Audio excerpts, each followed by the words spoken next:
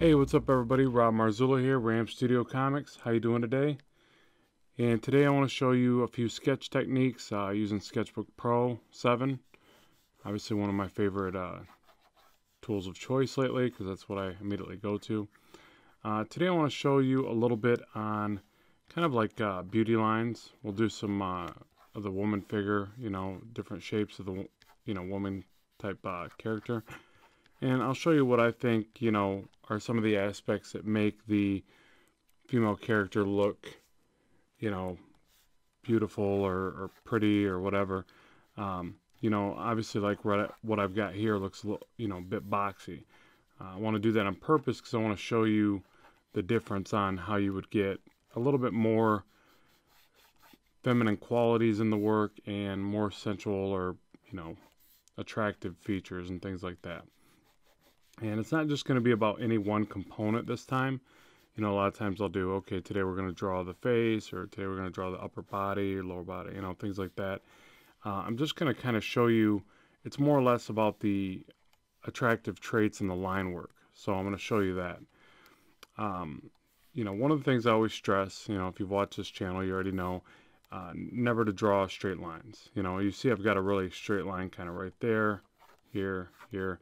So I start with that, but I'm real adamant about getting that totally washed away by the time I, get to anything in its final stage. So what I'll do is soften that down.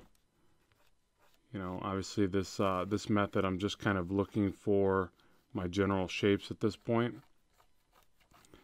One of the things I noticed though is that, all the flowing shapes flow, around and into one another, behind one another, and that's kind of how you push your forms in front or behind. You got to remember that 2D drawing is obviously just kind of a bit of a trick of the eye, kind of, because you're working off a flat surface and trying to make it look dimensional. So little things like the line going in front or behind the other lines, along with the shading that you do later, is what really helps sell that concept. And then your line weight is a big part of that also. I usually fill that in later though. So okay, so now what I'm immediately seeing is that the shoulders are too broad, the neck's even still a bit thick. Everything looks kind of too bulky in mass for what I'm trying to do to make an attractive, shape. So what I'm going to do is take this to the side so we can see the difference. I'll duplicate this layer like so, move it with this tool here over to the side. Oops, actually distorted it. Okay, move this one over to the right. I always like to work on things to my left since I'm left-handed. Okay, so now what I want to do is adjust this one. I like working this way because it allows me to see where I've been and where I'm going. So, which to me is, you come out with a better result because, you've got a gauge there. You can see, if things are getting better or you're, because sometimes, you can take a drawing in the wrong direction, which is more rare, I would say. I would say the more that you redraw something, you're generally going to refine it and make it better. But every now and then you've got to actually just stop and see what you're doing, and sometimes you might be heading in a negative direction. It does happen. So one of the things to kind of deal with that is to get up and walk away from your work, come back and look at it. You'll also see flaws that you didn't see before that way, and then you'll also see if you're, maybe had a good idea and you're starting to veer from it. Okay, so I'm going to thin up the neck a little bit more. And the reason I'm taking this thin, I don't know that in reality this might be a little bit more realistic as far as just the neck. The shoulders still look broad, even to a reality type portrayal. But for comic book stuff, I think that it needs to be a bit thinner, especially if it's like anime. Obviously they've got the really thin necks there, but even for American comics, which is what I typically gravitate towards, I think that the neck needs to be really thin like this. It looks more feminine and, cooler, I think. So, and then the collarbones, you can play with the different shapes there and then the how defined you make those. Sometimes instead of drawing just a straight line across, you can soften up through the middle here and just do a hint of the line work. Sometimes that looks cool. You know, and another good thing to remember is when you are drawing this stuff to always break up your lines. Like do, you know, a little line here and then a little dot or something. And what that does is it gets you away from the habit of going, you know, I'm drawing a face, I'm drawing a face, I'm drawing a face, and you draw this, you know, traced object. It doesn't flow as well, it doesn't look as nice. So certain things you'll have to do that. I guess profile was a bad example because you pretty much would use a full trace line there. But by breaking up the line work like that, you get used to, you know, showing some real line variety, which is important to this stuff. So, okay, so now the head looks a bit big, you know, but let's see, that's easily fixed here. Let me try to bring that head down just a little bit. Not much though, because one of the things is when you fill in the rest of the feature, especially the hair, a lot of times it will correct, you know, the bigness of the head like that. So you can even start with the hair shape, kind of hairline or something like that. Start filling in my, you know, proportions, measurements, or whatever. I've got videos that talk about this if you need reference to how you place all these lines for your alignment. I do a real basic here just to get them placed in there. Okay, so now, you know, you see that face looks real boyish at this point. It doesn't look like a female, other than, you know, the sloping jaw.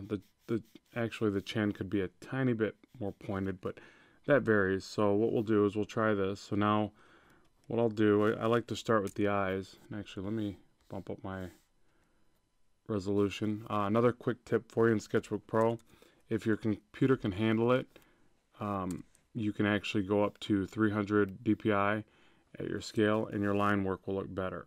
So now you see my line's still a bit fuzzy because what I drew before. Now you'll see the line is nice and crisp. So if you're having problems with your line work, that would be it, or possibly could be it. So try that out. Okay, so for the eyes, I just want to draw that eyelash up too soon. It's always good to point it to the side and then add your, you know, more elongated, flipped up eyelashes later. Okay, so, you know, I'll do this crazy looking little eye in there. And of course, with a crazy eye, you gotta have a crazy eyebrow to match. It's really popular in the stuff I like, the old 90s comics, you know, everybody drew the really freaked out crazy eyebrows, which I always thought was cool. But all right, so there's one, and you know, this is a straight on shot. A lot of people are gonna think bad of me right now, but I'm a bit of a cheater. If it's straight on, I'm gonna utilize that. Oh, where'd it go? I think I used the wrong one. You can actually just flip it without using the flip mirror, I think. Another thing this does for me is lets me see that, okay, I really need to pull these to the side. Maybe I made them too big. I'll merge it down with Command E, Control E on a PC. And then I'll just grab my art, move it around a bit. Let's see, distance of an eye is usually at least equal to one eye. Unless there's some crazy model and they get those really wide eyes. That seems to be popular sometimes.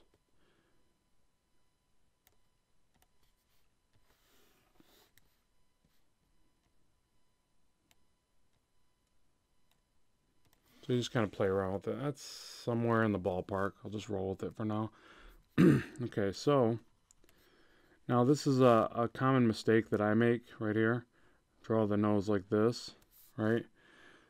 Which isn't bad. The head seems like it's a little bit down tilted, but the thing to keep in mind, study your photos, and again, I'm saying I have a problem with this. A lot of times you're going to see the nostrils. I think that myself included, a lot of people just don't like to draw them, but if you kind of start with them like this, It looks funny at first, but,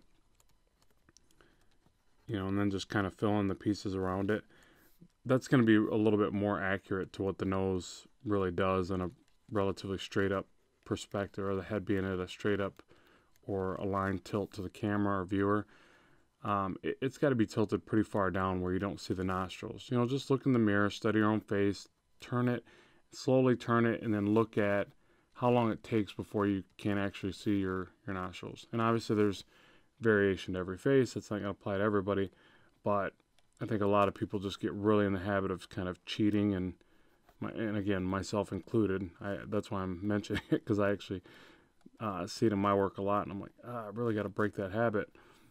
So yeah, at any rate, there's that. In the mouth, I always want to draw it a little bit too close to the nose, so thank God for digital where I can just grab it and move it around. It's one of the reasons I went digital, because, you know, I hate erasing on Bristol board. I love working on Bristol board, don't get me wrong. I'm doing a piece right now, but it's just such a freedom about being able to erase digitally and not mess up your sheet. Now, the only drawback, obviously, is I don't end up with an original at the end of this, so that really burns me, but oh well. I got a printer, so and a pretty nice one, so I just print it out on that sucker and roll with it. But yeah, you don't get that nice original, that cool drawing on Bristol board. So I do the secondary. I draw, some of my stuff just for that purpose. But, it's a lot of my work's done digital now, just for speed, and ability to edit is really key. Okay, so I'm going to move these eyes around a bit. To me, the eyes got to at least be, I'll show you here in a second, at least be, let me show you. Like, all right, see how I bring this line up from the nostril, and it's behind the eye there. Oops, Control Z again. But here it's touching the eye. Now that's not a problem, because it actually just makes it look like the head is tilted just a little bit this way. So that's not a big deal. But I think they should always be at least this far back. If you do it where it's just right aligned to the nose, and again, it's going to depend on the width of the nose of the character, but sometimes it looks like their eyes are just too close together. And another thing is to always zoom out, zoom back in, and flip the artwork. I guess I could try that too. So let's go ahead and try that. Excuse me.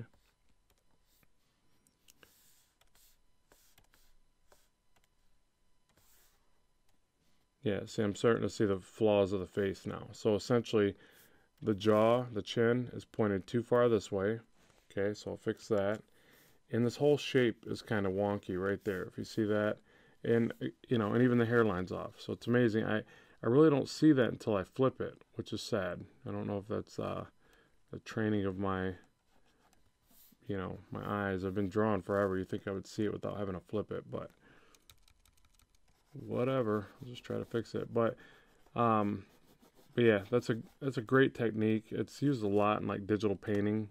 And I guess the only thing I can remember with old school artists, and when I say old school, I mean, I'm talking about comic book illustrators, because when I was studying art at a younger age, that's pretty much the only thing I studied. I didn't paint, I didn't do any digital, nothing. I just studied drawing comic books from, some of the big guys that are out there. So at any rate, one of the things I remember, and I want to say it was Mark Silvestri, fantastic artist, by the way. If you ever want to look up his work, it's amazing. And he's a paisan, so hey, that's cool. But at any rate, he was the one that was like, always keep a mirror by your art table.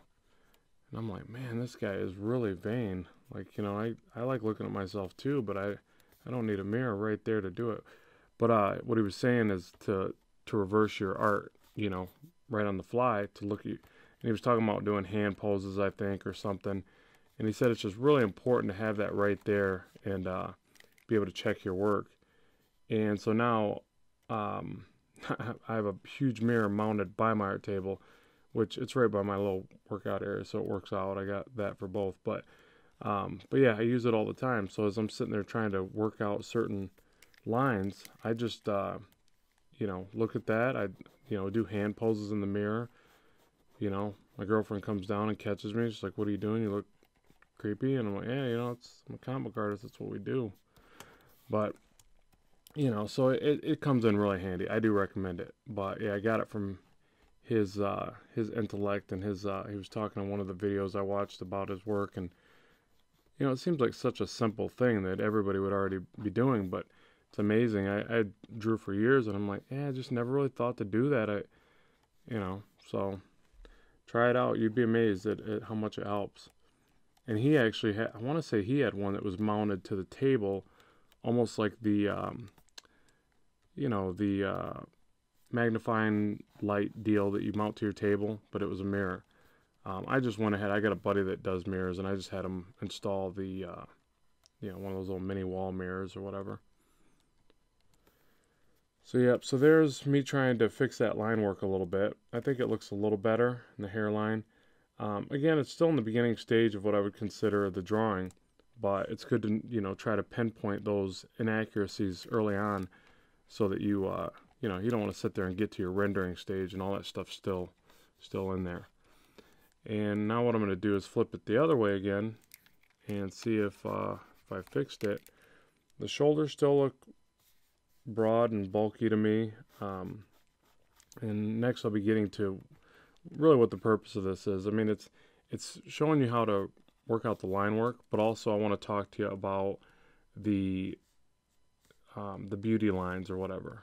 All right, so mirror layer again, bring it back over.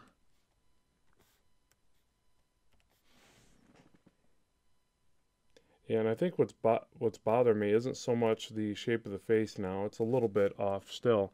I think it's the positioning of the head. So let me try that. So what I'm seeing, I could be wrong, it looks too straight up and down. I think the chin needs to be further over from the neck. So let's try that. I could be wrong, but nothing ventured, nothing gained. Zoom back. Yeah, it looks a little bit more accurate there. Still could be a touch off. I think I just made her neck a little bit long, but I think that adds to sensuality, or, you know, to the sensuality. Is that a word? To the sensualness. Oh boy, I can't talk. Thank God I can draw. Yeah, to making her look pretty. You know, I think that, you know, a lot of the models, you know, you see that, the really long, skinny necks, you know. And her face still looks a bit broad, but let's see if we add some hair. I should probably give her some clothes. Give her something here. Just give her a little tank top. World's quickest tank top. Right there. Boom. Done. Okay. So now let's add just a little bit of hair. Hair can be tricky, but the thing that I found that works best is to never draw the strands, to always draw the kind of locks of hair, or ribbons as everybody refers to them as, and always have them flowing in and around each other to try to find and define cool shapes. So even though it looks like I'm drawing lines, I'm not. I'm actually drawing larger clumps of hair. The only thing that I ever have a problem with is I get in the habit of doing this too much, right? And then I get this funky part in the middle of the head. So I have to watch out for that. I generally do the hair in a couple stages. So what I try to do to eliminate that funky part is I overlap them. But then you got to make sure you don't even do that too much. It's almost like any patterns that you do excessively come out looking bad in your artwork. It's like it's got to be blended together with other effects or patterns. So the only way that I seem to do decent hair, I don't do great hair yet, but is I'll put it all down like this. And another thing I should have mentioned, you can actually, with digital, the other beautiful thing is you can just do it in another layer if you're second guessing, you know, what you're going to put down. See, and it's funny, now the neck's looking thick to me. So it's kind of weird how when you add something else, you know, and you got to figure I would end up shadowing darker back here. So that form is really going to pop after I do that. There's going to be a few strands or locks of hair in the way, but you know, it's going to accentuate the neck by the time I do that shading behind it. So I'll make sure that when I do that shading to even thin that neck down a bit more. So, okay, so now what I would do is soft erase again, mainly the hair, but I'm going to end up resketching this whole thing again. Just clean up the line work, and then I can talk to you a little bit more about the beauty lines that I'm trying to mention. So I soft erase it down pretty good. Absolutely love this effect because again, it's like drawing on paper. Okay, so there's that. Hold space bar and zoom in. Okay, so now, and actually, you know what I'll do? I'm sorry, I'm going to zoom back just a hair. I'm going to focus on the hair first. So I'm more confident at drawing the other elements. So I like to go for, sometimes I like to go for what's most difficult to me and get that right, kind of get my comfort level there, you know, down, and then I can come back and, you know, do the stuff that I'm good at or whatever, that I have a little more confidence at. So now what I'm doing, I'm still drawing the shapes, but I'm, you know, just pinpointing what I think looks good and just drawing that in. Trying to not focus on any of the aspects I think still look a bit, I always say wonky, but, you know, quirky or wrong or whatever. So, you know, obviously I got no real defined line here, but I'm actually kind of looking at what I've already done to the right side, or her left side of her face, that I think looks alright. So I just kind of, you know, recreate that, give it a little bit of variance. And then if you notice, I'm trying to make these lines go in different directions because, you know, hair doesn't just flow straight down or look like a really bad like bowl cut or something like that. So I'm trying to make sure not to do that. And then again, I'm aware of that ugly part thing that I always seem to do, so I'll immediately go to that and try to make sure that this hair shape looks alright. See there, I don't like that.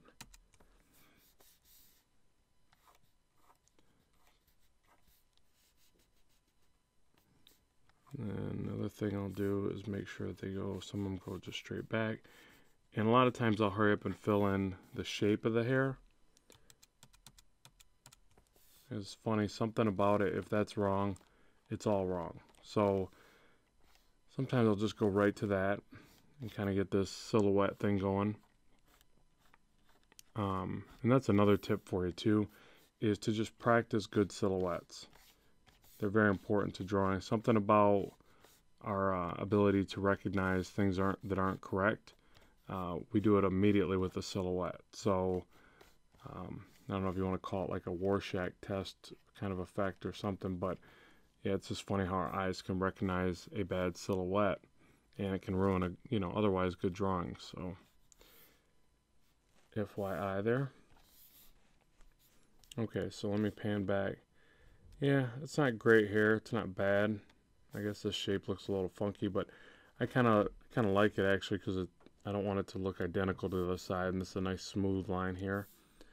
And then the one thing about the beauty line I wanted to mention, and you can do this all throughout the character as I refine these lines, is your lines, you know, your line goes here, right? But then you need to focus on the parts where it transitions and makes its curve. And that's, you know, very apparent in drawing the female figure, where it's not just, you know, just the lines themselves, it's the way the lines transition and that slight little curve. For instance, with the hair, one of the ones that are, I'll show you here, this part right at the bottom where it does that little flip, I think that's called the beauty line. So, but I look at it like it's all throughout the form. And so I do, like, you know, this nice cleaner line. Oh, there's a little bump in there, but, and then I'm focused more on the way it transitions to the next line, whether that be another muscle behind it or whatever.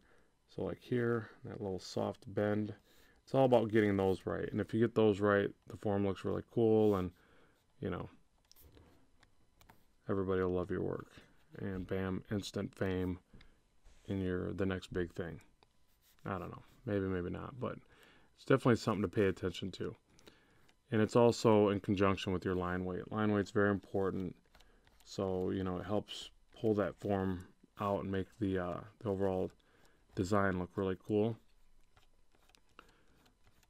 And I've always tried to get better and better line weight, but I've noticed, you know, I noticed this by studying other artists that I'm a fan of. You know, people like McFarlane does really great line weight. Silvestri just does, you know, really cool line weight and textures all around. Um, Another great one is David Finch. His work is phenomenal because he does, to me, he does very great solids. Solid shapes and shadows are just amazing. You know, and the list goes on and on. You got Jim Lee, you've got all these guys that are just fantastic at this stuff. People that basically you know, that got me into drawing comics at a young age because I would watch their work and I was just so impressed. And then obviously one of the really exceptional ones to study, God rest his soul, is Michael Turner. Did such an amazing job at such a young age before ultimately he passed, unfortunately. And but his ability to draw women and again beautiful line work was just phenomenal. And I want to say he trained under Silvestri, if I'm not mistaken. So correct me there if I'm wrong, because I don't know all the you know, history and relationships when it comes to comics. But I studied his work for a while, and I was just like, man, and I saw such a progression. It was so amazing. But yeah, so look him up if you really want somebody to be inspired by. That's one of the really good ones to inspire you.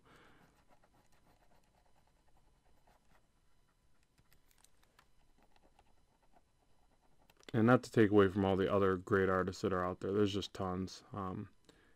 Dale Keown. I don't know if I'm saying that right. I always like to make it sound cooler. Maybe it's not. Maybe it's just Keown. But Dale Keown. But he did like the best Hulk I've ever seen in my days, or you know what I think is, you know, a depiction of the Hulk. You know, we all got our own ideas of what these characters look like, but his was just so cool. You know, the proportions mainly, and you know, and everything else. That dude can draw everything really well, but his proportions were just so spot on with drawing a massive, you know, wrecking ball of a machine type character, that I think that's what really made it. And it was just like, I don't know, I remember I was so excited to read Hulk again because I thought he just nailed it. So, but yeah, you grab little bits and pieces, all these guys that are your favorites, and you know, you kind of adopt certain characteristics, and then you know, parts of it is just you, parts of it you just figure something out and draw your own way, and that's how your style develops, and there you go. But don't feel, you know, don't feel bad when you study artists like that. I think that's a integral part of becoming good, and it allows you to see the flaws in your own work, you know, and don't be depressed by looking at guys' work that are so refined like those guys. It took them years and years of, you know, banging their head against the wall and, you know, breaking pencils or whatever was going on in their studio. I'm sure they had their moments, you know, and some of them are maybe savants and can just draw like a whiz, you know. It just happens sometimes, but a lot of times I think it's through perseverance that they get to that level. So be inspired by it, don't be depressed by it, you know. I've heard people talk like that, like, oh man, I could never draw like that, you know, I wish I could. And it's like, no dude, you can. You just gotta put in the time. I mean, it's like saying I wish I could be a bodybuilder. It's like you can. You're just gonna have to eat protein shakes and bench large amounts of weight, and you know, talk manly in the gym or something. But yeah, you know, you just got to put the time in. I truly believe anyone can become anything. You just got to. The difference that separates us is the perseverance and the you know, the tenacity to become that. That's the hard part. So if you can boost up that willpower of yours, it is yours, my friend.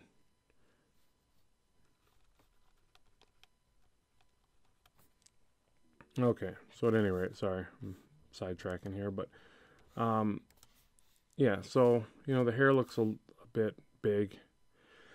Maybe she's from the 80s. I don't know. Big hair. And this shoulder is still a bit large. But that's where I just keep refining. You know, I just keep soft erasing down, or I'll grab something and scale it with the scale tools I showed you. And I just keep messing with it till I get it right. You know, that's the other thing is like, just don't pitch it because it's not right immediately. Because it's just a drawing, you can just adjust it. Let's see if that's better, because I think it was. And the other thing is we can pan back now, study it against that other form, and make sure that it's went in a, you know, a good direction. Actually, I should probably give her pupils. And the eye on the right is larger. But yeah, all right, here's one more thing. Okay. You know, I got to look at that and I go, okay, the eye on the right is definitely larger, right? So, our right, her left. So, do I want the eyes to be bigger?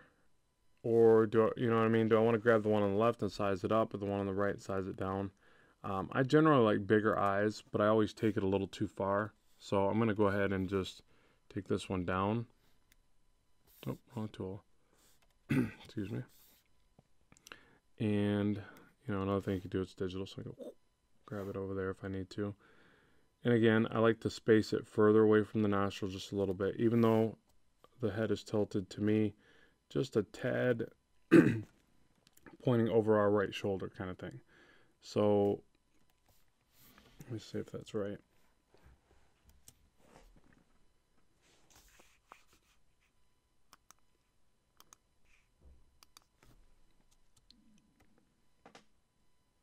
Okay, I think that's a bit better.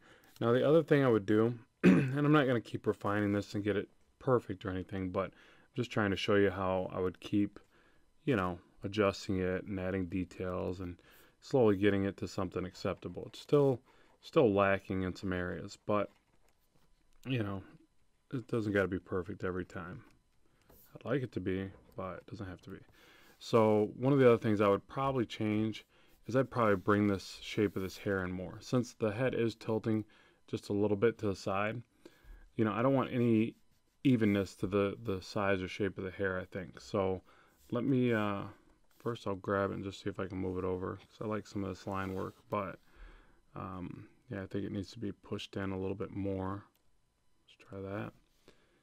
Yeah, see, and just as little of a thing as that is, it makes me feel like the head is, again, pointing to the side just a little bit more. So little adjustments like that go a long ways. The mouth looks a little bit awkward, but I'm just going to roll with that. And then, you know, I'll do like the eyes pointing to the side. Now, one of the things that I do for the eyes is I always make them at least 1/3. I always draw the overall shape of the eye first now. I used to do it the other way, but now I do it this way. See, I drew that one a little bit bigger. So I got to practice my ability to draw symmetry. Did it again. What the? All right, so I draw 1/3 of the overall, you know, width of the eye. I'm kind of counting like, you know, 1, 2, 3, you know, it's 1/3 of that or whatever, right? So that's one thing I do, at least 1/3. You know, you can go bigger if it's more animated or whatever. And then, I can't remember what I was going to say. Oh, the other rule to follow is you don't ever see the white below or above or below the eye, this part of the eye, unless they're looking very stressed. And the more you bring the pupil up to or below the top eyelid, is the more relaxed kind of, or even a, you know, downturned head with an angry look. But the more it's up here to the top of the eye, is the more relaxed generally the facial expression or the eye expression. And you see how I got the pupil a little bit lower there, and it makes her look like she's got a little bit of funkiness in the eyes there. Sometimes I'll leave that. I think it's cool, but. And I think that's because the shape of the right eye is a little bit off. This one's a little bit more squinted, or I could fix that, I guess. So let me grab this part, move it up just a tad. See if that fixes that. And I'm going to go back and obviously give her the very thick traced eyelashes. It's a neat effect to do. It's easy to do, and it's effective. I kind of already said it's effective because what happens is you really make the eyes pop and stand out, and that's important for the character because you know they are the centerpiece of your illustration, your comic book work or whatever.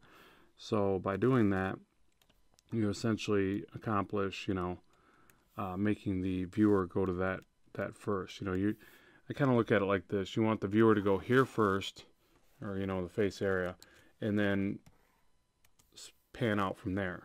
You know, so by giving her these nice, you know, overly traced dark eyelashes, it does that for you. It looks really cool when it's inked well and all that. So, okay, so what else? I usually at this point I'll do like little hints of the shadows, maybe some real light lines under the nose.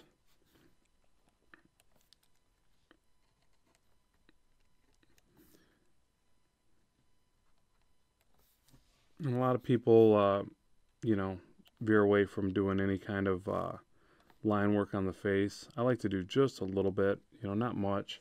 But to me, it's like, you know, I don't want to looking like overly airbrushed or something. So I do like just these little, you know, just little tiny lines, nothing major.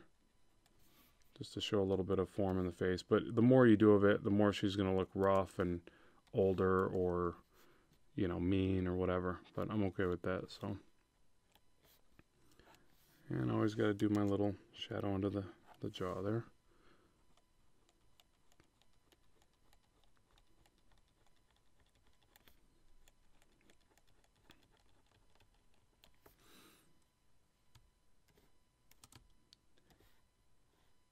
And the lips, this is up to you. Oh, I guess one more thing. Always add the shadow in the eye like this. Yeah, that always looks cool. Makes her look a bit more ominous, but that's alright. And really the lines kind of did make her look a little more aged, so let me get rid of a couple of those. Or soften them up a bit. Yeah, I guess that's better. The other thing is this, I have a bad habit of over tracing the nose, so sometimes I'll go back and soften that up a bit. I notice a lot of guys will not only make the nose really small, let me try that, just stretch it in just a little bit, but then also, or you know what it is, I see it now, I made the this portion, the drop down on the nose, a little bit too low. Looks less attractive, so let's just do just a tiny little bump there. But yeah, what I was getting at is a lot of guys I've noticed will draw just very hinted nose, almost no detail. But I don't know, I think there needs to be a little bit, or maybe you just don't ever get good at drawing, you know, effective noses or something, so.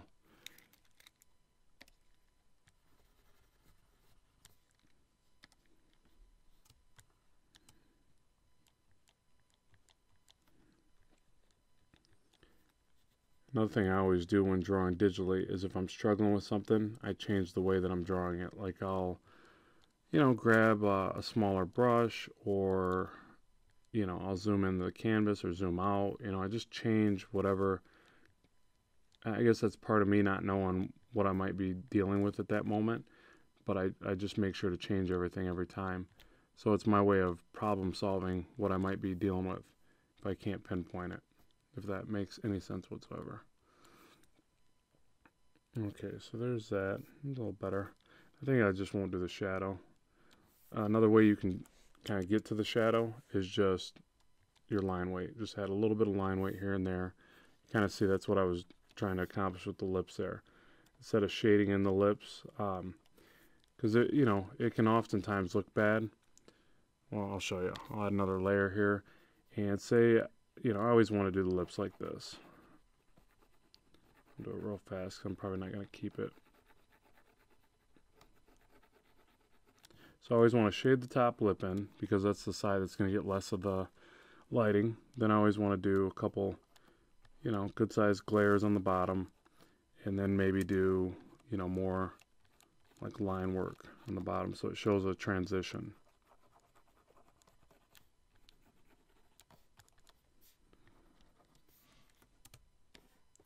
You know, and sometimes it looks alright, but it just looks a little bit, I don't know, like too much, you know, and then I end up trying to, you know, mess with it a bit, and then all of a sudden it looks like she got marks on her lips.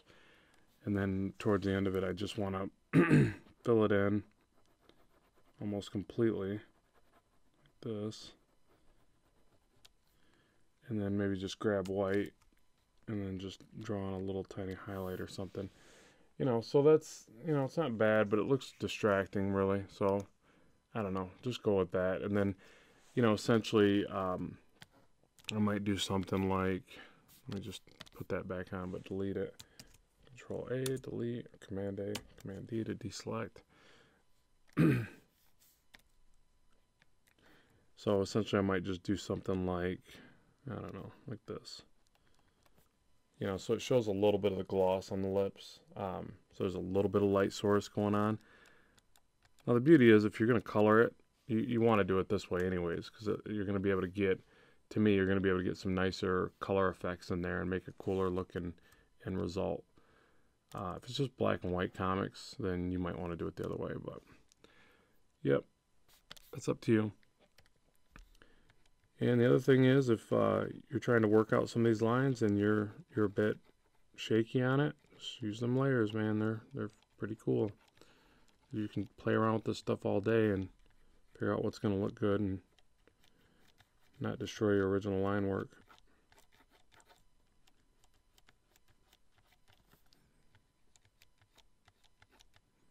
So now I'll try to draw a little bit of shading back here. Now this is my not my last attempt, but another attempt where I could fix the neck if I think it still needs to be a bit thinner. Something still isn't gelling right to me with the whole neck and shoulders thing. I think even the shoulders could stand to be a little bit thinner still.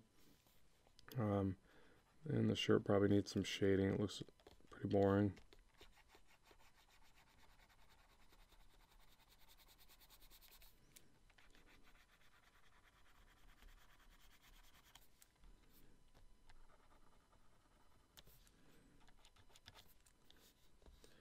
And the hair. So for the hair, I generally start real light. One of the things I have to think about is like, okay, is this character, you know, blonde or brunette? You know, there's obviously a lot more subtleties in that, but in between that, excuse me, I just have to think about, okay, how dark is the hair? If the hair is, you know, very dark, like a jet black, then I'm going to fill a lot of this in. So I'll just say it's more of a medium color, like maybe a, you know, blondish brown or something like that, or whatever. But so for that, I just kind of lightly start filling out these shapes, adding little bits of the shadows in, and then I kind of work up from those forms. But if it was, you know, really dark, I would almost work the opposite. I would almost immediately start designating, you know, like the light. Like I'd say, this is really ugly, but I'd say, okay, the light hits up there, light hits up here. Then I'd start filling it in really, really heavily. But for this one, I'll just do, like I'm saying, like I started to do here, where I just do light little areas first.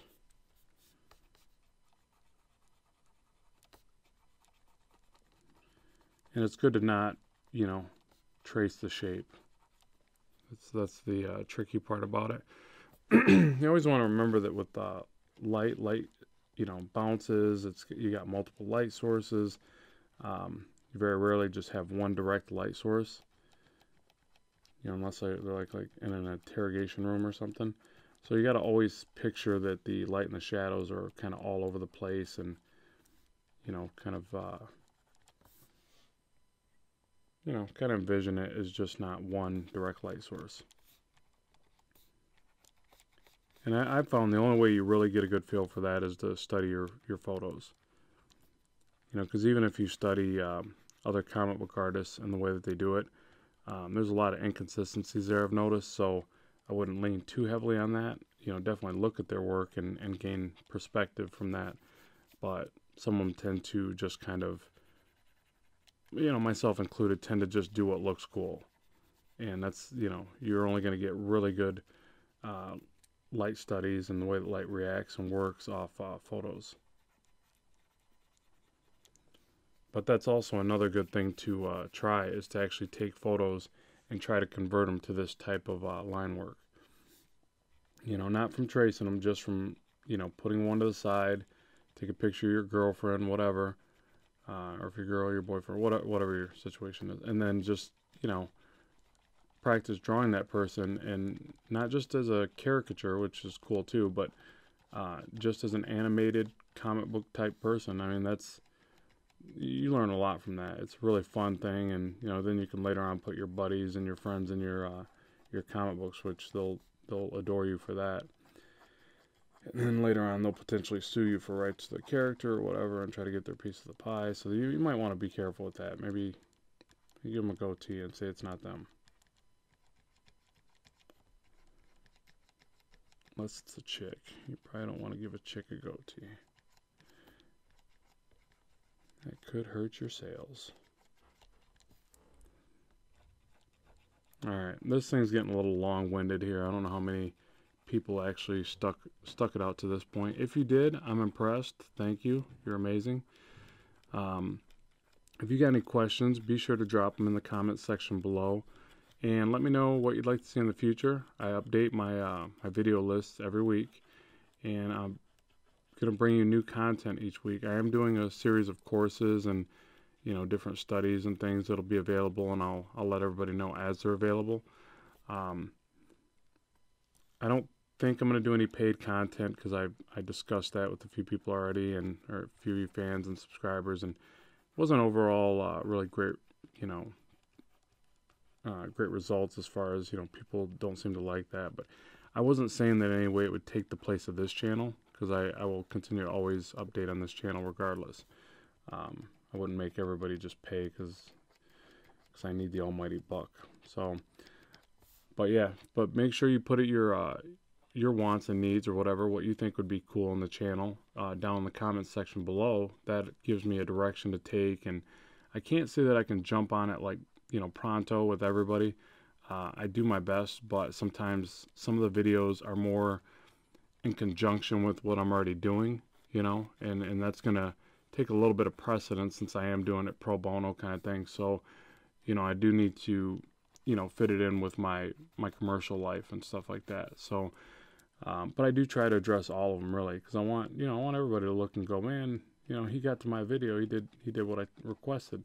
Now, I don't know when the channel gets much larger how much I'll be able to effectively do that. I know that one of my game plans will be to wait till I have like a couple requests of the same thing, and then I'll address that video. So, you know, but I'm still a small channel. I only got, well, not only, I'm thankful, but I have, you know, about 14,000 subscribers at this point, and you know, I'm pretty happy with that. It's pretty neat. I never really expected it to get to that much. So, thank you, everybody. And yeah, this is Rob Marzullo showing you a little bit of sketch work. So let me know what you think. Please subscribe, please share, and we will talk to you soon. Keep drawing, keep having fun. Peace.